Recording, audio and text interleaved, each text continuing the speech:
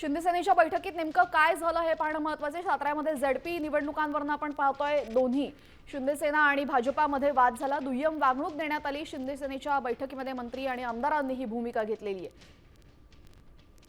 शिंदेसेनेच्या बैठकीमध्ये मंत्री आणि आमदारही आक्रमक झाले। सत्ताधारी आणि मंत्र्यांना मिळणारी वागणूक ही दुय्यम आहे आणि उपमुख्यमंत्र्यांच्या दालनातील बैठकीमध्ये शिंदेसेनेचे आमदार संतप्त झालेले आहेत। या संदर्भात अधिक माहिती देतील आमचे प्रतिनिधी सूरज मसूरकर। सूरज,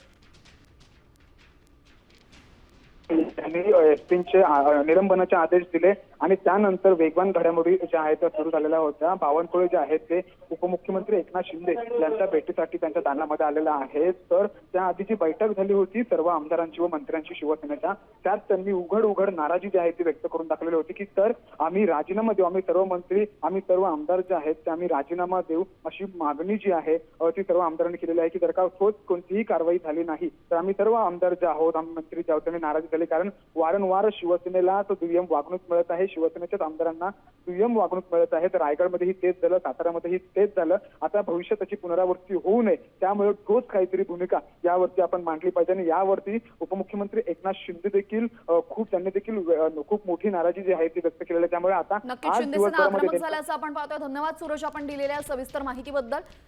शिंदेसेनेच्या बैठकीमध्ये काय घडतं हेही महत्त्वाचं ठरणार आहे।